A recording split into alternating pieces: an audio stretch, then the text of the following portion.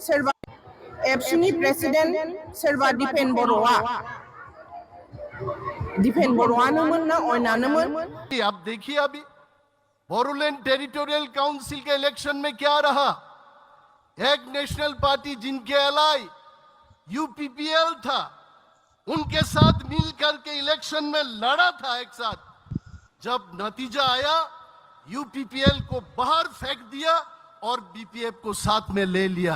खुलुमबाय बयखौबो बे समाव नोंथांमोननि गेजेराव माखासे गोनांथार आपडेट फिन खनसे नोंथांमोननो शेयार खालामनो थाखाय नैबे भिडिअखौ लाबोनाय जालायबाय।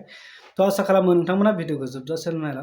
जोबोद इम्पर्टेन्ट आपडेट नोंथांमोननि गेजेराव लाबोदों। तो बेवहाय माखासे जितु मैयानि जालांनाय थासारि, जाय फरायसाफोरा बीटीसी सेक्रेटारियेटखौ सिफायनाय बा बुफायहैनाय गाज्रि थासारि, गाज्रि गोहोम जानायखौ लानानै तो एडमिनिस्ट्रेटिव जेनेरेल बिथाङा माने केस फाइल होबाय होननानै मोनथिदों। आरो बिनि सायाव जितु जाथाय जालांनाय बेखौ लानानै बीटीसीनि इएम मुनमुन ब्रह्म बिथाङा माखासे बाथ्रा फोरमायदों। स' बिथाङा एबसुखौ मेनसन खालामनानै गोबां माखासे बाथ्रा बुंदों। दा ओमफ्राय नोंथांमोननि गेजेराव मोनसे भिडिअ होदोंमोन, जितु नर्थ इस्टनि जाय वान नर्थ इस्ट खालामनायनि जितु थामसा होननाय मोनसे आफाद दङ नर्थ इस्टआव, बे थामसाया गेदेर मोनसे सुबुं रिले लादोंमोन आगरतलायाव। तो बेवहाय त्रिपुरानि केबिनेट मिनिस्टार अविनाश देव बर्मा बिथाङा गोबां माखासे बाथ्रा बुंदोंमोन जे नेशनेल पलिटिकल्स पार्टिया रिजनेल पलिटिकल्स पार्टिफोरखौ माने फोजोबनायनि थांखियावनो नोंथांमोननि गेजेराव नैबे ससे भिडिअखौबो होनो नागिरदों। जितु वान नर्थ इस्टनि स्ल'गानजों बा वान नर्थ इस्ट खालामनो थाखाय जितु थामसानि मोनसे थांखि आरो बे आगरतलायाव गिदिर मोनसे सुबुं रिले जानायमोन। आरो बेहाय त्रिपुरानि केबिनेट मिनिस्टार अविनाश देव बर्मा बिथाङा गोबां माखासे बाथ्रा बुंदोंमोन जे नेशनेल पलिटिकल्स पार्टिनि सायाव। स' बिथाङा सासे गभर्नमेन्टनि सोद्रोमा, सासे केबिनेट मिनिस्टार, थेवब्लाबो बिथाङा माने गभर्नमेन्टखौ माने गोख्रों रावजों सोंखारिदों, नेशनेल पलिटिकल्स पार्टिखौ सोंखारिदोंमोन। आं बे भिडिअखौ होदोंमोन नोंथांमोननि गेजेराव, नाथाय बे भिडिअआ माने साउन्डआ मिउट जानायखाय नोंथांमोना बुजियाखै। गभर्नमेन्टआव नोंथांमोना सोंहरदों साउन्ड जायाखै होननानै, बेखायनो आं नोंथांमोननो रि आपल'ड होनो नागिरदों। दा नोंथांमोना नैबे ससे भिडिअ क्लिपखौ नायग्रो। हमने बहुत कुछ देखा। एक सिमिलर बहुत जाना पहचाना पैटर्न इंडिया में जैसा होता है, रीजनल पार्टीज को सिर्फ यूज किया जाता है। Regional allies are not treated as a partner but as temporary foot soldier. You go to Punjab, Shiromani Akali Dal, you look at them.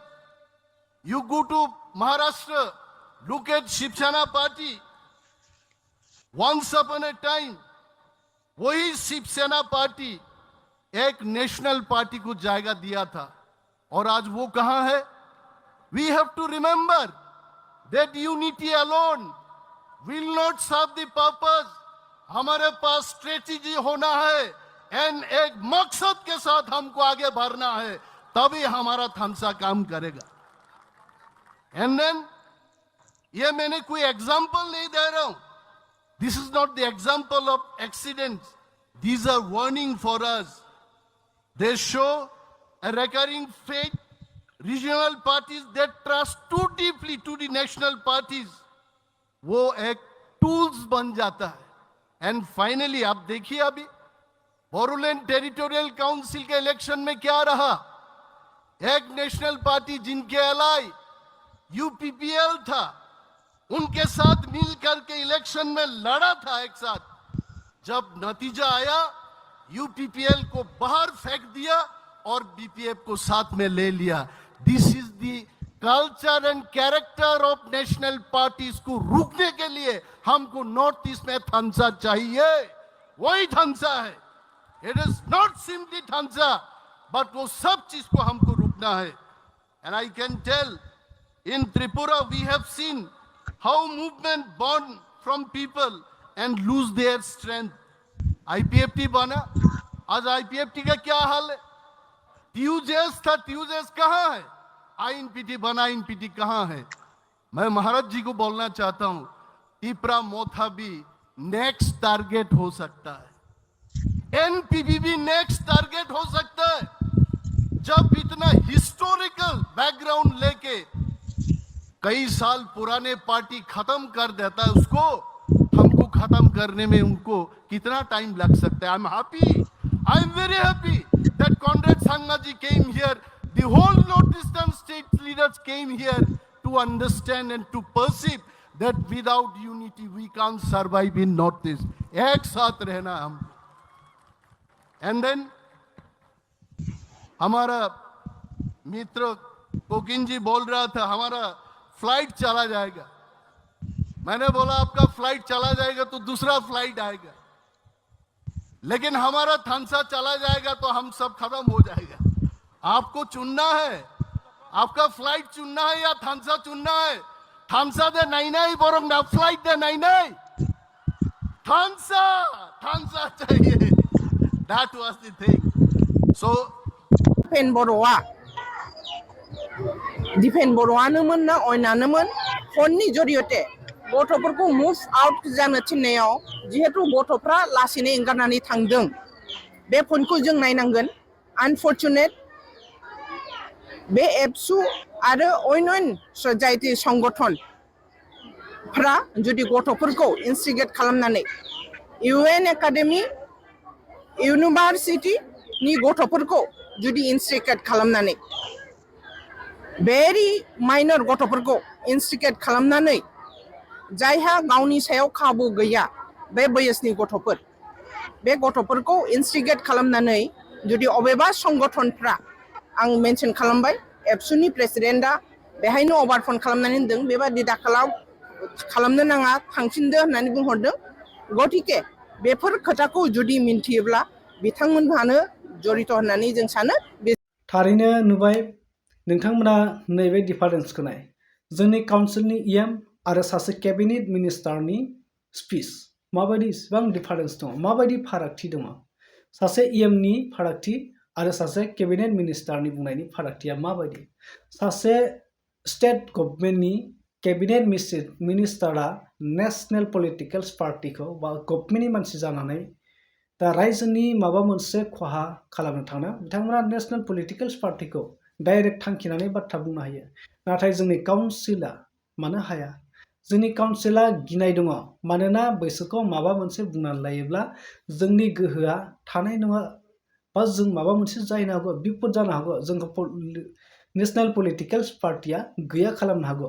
बे बाथ्राखौ जोंनि जिहेतु काउन्सिल गभर्नमेन्टआ गियो. आरो जाय दिनै थामसा होननाय नर्थ इस्टआव मोनसे आफाद, बे स्ट्रंलि माखासे बाथ्राखौ फोरमायदों. नेशनेल पलिटिकेल पार्टिया जेब्लासिम थागोन रिजनेल पलिटिकेल पार्टिया माब्लाबाबो थावरिनो हानाय नङा, माब्लाबाबो जाखांनो हानाय नङा.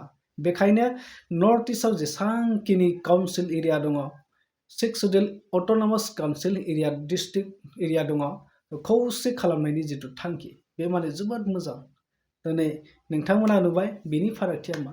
दिनै BTC सेक्रेटारियेटखौ सिफायबाय. मानि थाखाय? बेयो मानि थाखाय जाखो? जोबोद दुखुनांथाव. आरो दिनै गभर्नमेन्टआव थानाय जाय जोंनि काउन्सिल गभर्नमेन्टनि जायफ्रा सोद्रोमाफोर बिथांमोना गोबां दुखु फोरमायदों BTC सेक्रेटारियेटखौ सिफायनायनि थाखाय. आरो बिनिफ्राय आं फोरमायनो लुबैदों BTC सेक्रेटारियेटखौ सिफायनाय दुखुनिफ्राय बै थासारिसिम जाहोनायनि दुखुआसो बांसिन जानांगौ. बे थासारिया मानो थाखाय जानो मोनखो? जोंनि काउन्सिलाव गोहोगोरा मोनसे गभर्नमेन्ट थानानै गोहोगोरा माखासे दैदेनगिरि थानायनि गेजेरावबो दिनै स्टुडेन्टफोरा फरायसाफोरा दिनै मानो बे जाथायखौ खालामनो गोनां जाखो? मानि थाखाय? आरो बे जाथाय जाहोनायनि दुखुआसो बांसिन. BTC सेक्रेटारियेटखौ सिफायनायनि दुखुनिफ्राय जाथाय सोमजिनायासो बांसिन दुखु गोनांसिन. बे बाथ्राया नोंथांमोना एसे आन्दाज खालाम. दिनै बिनि सायाव गोबां माखासे बाथ्रा बुंदों, रुलिं गभर्नमेन्टनि पार्टिनि मानसिफोरा बुंदों. बेयाव दिनै फरायसाफोरा गोबां खुद्रिसारबाय. दिनै कुइसन खालामब्लाबो जोंनि काउन्सिल गभर्नमेन्टनिफ्राय फरायसाफोरा मोनसेबो फंसेबो एन्सारखौ मोनासै. बिनि थाखायनो बे थासारिया जाबाय. मानो मोनासै? दिनै जाय बुस्थुखौ जोंनि काउन्सिलाव गोनाङानो गैयामोन आरो जाय बुस्थुखौ काउन्सिला गनायथि होआ बेखौ स्टेट आरो सेन्ट्रेला माने थिसननानै हरनो हाया. बे बुस्थुखौ जोंनि काउन्सिलनिफ्रायसो आरो दैथायहरो आरो बेखौ माने एमब्रासो लाबोना लाफैयो. बेफोरनि कुइसनखौ दिनै जोंनि काउन्सिल गभर्नमेन्टनि जायफ्रा दैदेनगिरिफोर बिथांमोना सोंनायनि फिननायखौ होनो हायाखै. दा बेफोरसो माने बांसिन दुखु गोनां आरो.